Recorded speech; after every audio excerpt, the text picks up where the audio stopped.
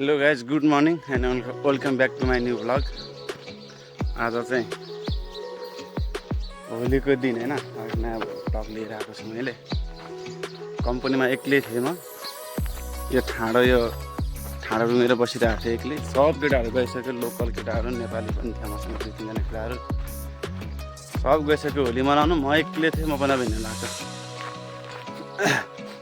यहाँबाट बिकानेर हिँड्न लाग्यो। यहाँ बिकानेर यहाँबाट कति 25 किलोमिटर छ। सब गइसक्यो, म नि सँगसँगै जानु पर्यो भने थियो। अस्ति फुर्काइहालेन मलाई त यहाँ इन्चार्जहरूले। त कहाँ जाने यार, त जस्तो मान्छे भएर बुझ्ने मान्छे भएर यहाँ कोही छैन। कम्पनी गाडी घोडा हेर्नुपर्छ, एउटा न एउटा त मान्छे चाहियो नि भनेर फुर्काइहाल्यो। म पनि फुर्क्यो। यिनीहरू रुँगेर बसेको थियो। अब चाहिँ हिँडेको अहिले चाहिँ अर्को एकजना आउँदो रहेछ यहाँ कम्पनीमा बस्नलाई। अनि हिँडेको म चाहिँ भोलिको दिन बस पनि पाउँदैन यार। बिहान 7 बजीदेखि रेडी भएर बसेको जानलाई। अब चाहिँ 11 बज्न लागिसक्यो। अब बिकानेर जाने, त्यहाँ अब आफन्तहरू छन्, साथीभाइहरू छन् टन्नै। एक दिन भने सँगै बसौँ, खाम रमाम भनेको। यो मरुभूमितिर बाला खान्थ्यो राख्ने विषय गरेर छ मलाई त। हाम्रो चाहिँ छुट्टी अस्ति 12 तारिकदेखि नै भएको। सबै स्टाफहरू चाहिँ 12 तारिक नै गएको। आज 14 तारिक, यहाँ चाहिँ 14 को मनाउने रहेछ होली। केही छैन, रोड सुनसान छ। यो हाम्रो कम्पनी आउने रोड यहाँबाट 4 किलोमिटर छ मेन बजार पुग्नलाई। गाड़ी तो कुछ नहीं है, मेरे को किसी भेजेगा। मेरे को गाड़ी में जाना है, मेरे को पैदल जाना नहीं है। ये तो हाम्रो साथ है ना, मलाई गाडीमा चढेर पठाउने। मेरे गाडी भेजेगा ना। 4 किलोमिटर पैदल हिँडेर आएको। आइपुग्नु लागेको चाहिँ चोकमा। अगाडि टावरभन्दा अलि अगाडि चोक चाहिँ मेन चोक चाहिँ, त्यहाँबाट चाहिँ गाडीहरू पाउँछ कि भन्ने हो। चासपालेको होली मलाई बिजुक बनायो। 3 दिनसम्म त कम्पनीमा चौकीदार बनाएर राख्यो। आज चाहिँ जबरजस्ती निस्केर आएको। कम्पनी नजा भन्दा पनि जबरजस्ती निस्केर आएको। त्यही पनि बसै पाएन। अब मेन रोडमा हेर्दा सुनसान छ। 1-2वटा फाटाफुटा ट्रकहरू आउँछ, रोक्दाखेरि रोक्दैन।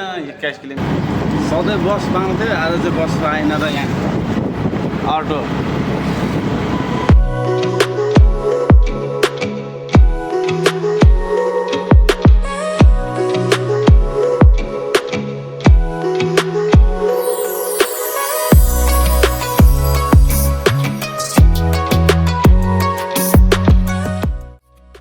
जिङगरको आएर दहीबला जुराउँछ भन्दै ठ्याक्क आज गाडी नभएला मैले चाहिँ अटो पायो।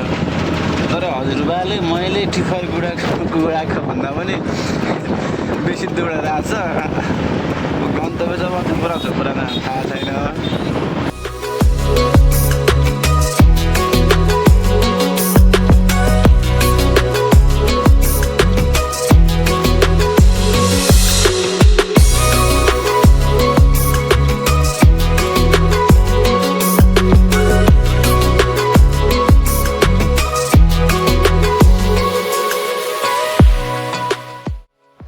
के साह्रो आउँदैन हो।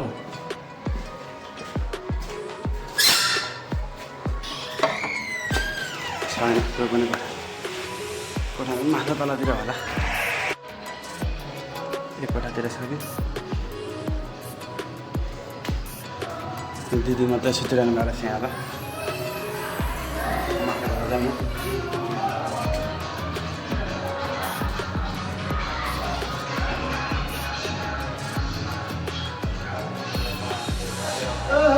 हैप्पी होली। हैप्पी होली।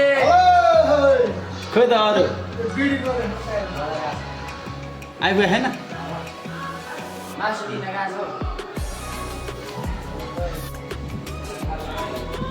म चाहिँ यहाँ आएको पनि लगभग 1.5-2 घन्टा भइसक्यो। साथीहरूले होली त खेलेन यसपालि। होली खेल्यो भने टाउको दुख्ने, आँखा दुख्ने, दुनियाँ बिमार हुन्छ बुढो मान्छे। मासु ल्याएर रहेछ, मासुमा के ल्याएछ हेरौँ। यो राङ्गे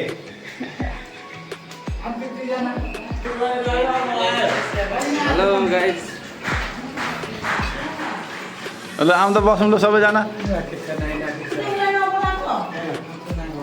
दिदी मासु पाक्यो ल भागेर हेलो